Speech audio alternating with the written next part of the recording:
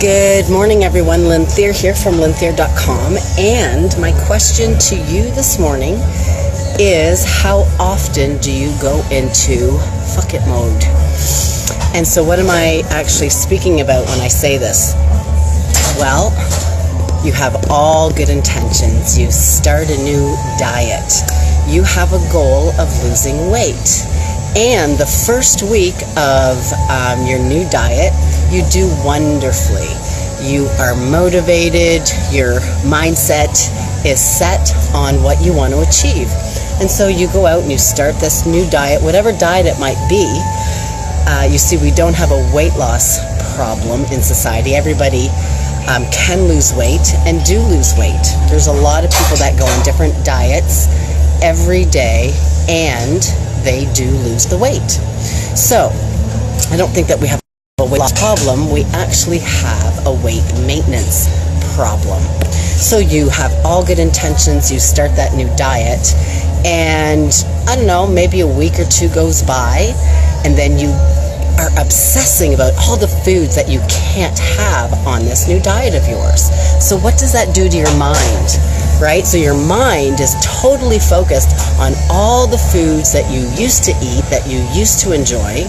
And if you've got a meal plan that's very bland, that says, you know, I'm going to stick to clean eating, a couple of weeks later, you have a taste of something that is, I don't know, taboo or is not on your meal plan. And then, of course, you throw up your hands and you say, fuck it. And what do?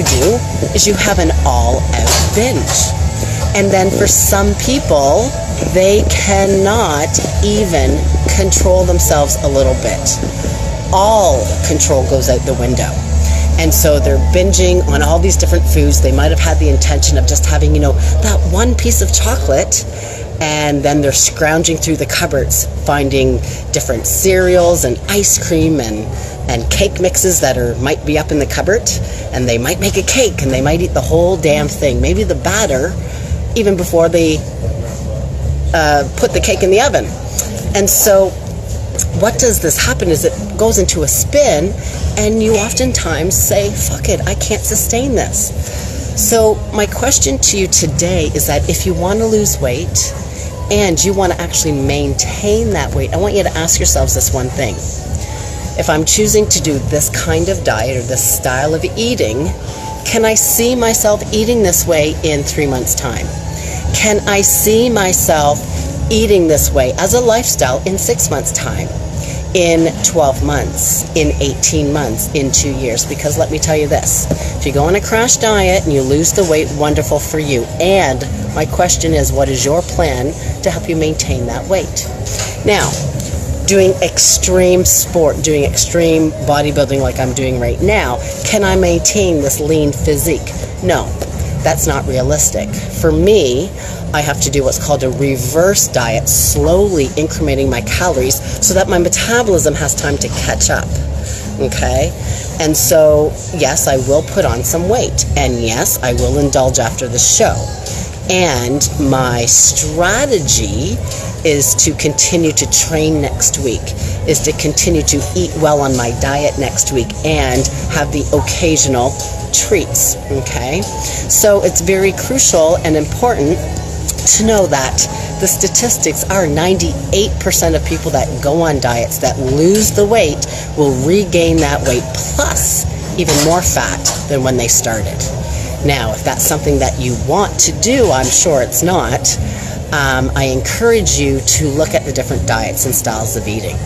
I've had quite a few people talk to me about the ketogenic style of eating, and that can work for some people. However, only 1% of the population can maintain it.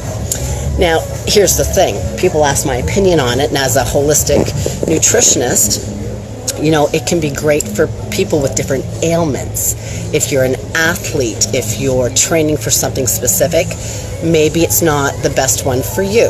However, if you are someone who has, let's say, cancer or epilepsy or different ailments where it's been researched and scientifically proven that that style of eating for this health condition that you have is beneficial for you, then wonderful. I'm all for it. But if you're just using it to lose weight, oftentimes people will go on a very low carbohydrate diet. If they are working out, they may need to introduce some carbs. And I've had people say to me, Lynn, I lost all my weight on a ketogenic diet. And I'm like, great, but I also had, gorged out on pizza every second week or whatnot. So that's not really sustaining that lifestyle, is it? If you're actually maybe having a binge every couple of weeks on all these carbs and sugars and things that are not in a ketogenic lifestyle, then you're not really doing it sustainably the right way. But whatever works for you, right? So that's all I want to say today is, there's oftentimes people just say, the mindset isn't there. And so I encourage you to get clear and focused on what you want. Ask yourself, can you maintain it going forward? And so that's what I teach in my weight loss programs, is not only how to lose the weight, but how do you maintain it?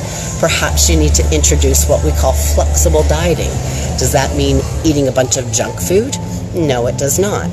Does that mean that, okay, there's this week I have this event coming up on the weekend. It's a family event. We're going to be enjoying different foods maybe that are not on a clean eating plan. So what is the strategy you want to put into place so that you can enjoy those foods with your family? It doesn't mean that you can never have chocolate or wine again.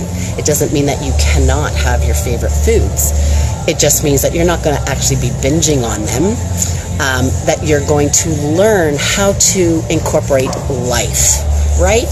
Because let's face it, so I'm stretching as I'm doing this, because let's face it, life happens, and instead of obsessing about food and obsessing about what you should and shouldn't eat and what you can and can't have, let's just have a total wellness approach to looking at the foods that you eat, and sometimes just asking yourself powerful questions like, is this food I'm about to eat nourishing my body? Will it give me energy?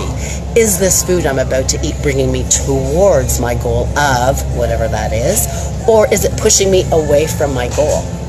And your unconscious mind, that little gut instinct and gut feeling, will give you the answer. It's very powerful. So I encourage you to develop a relationship with food that is healthy. There are no bad foods. So I encourage you to have that relationship with food that is healthy going forward. And if you have any questions, please do reach out. My website is lynnthier.com, THIER.com.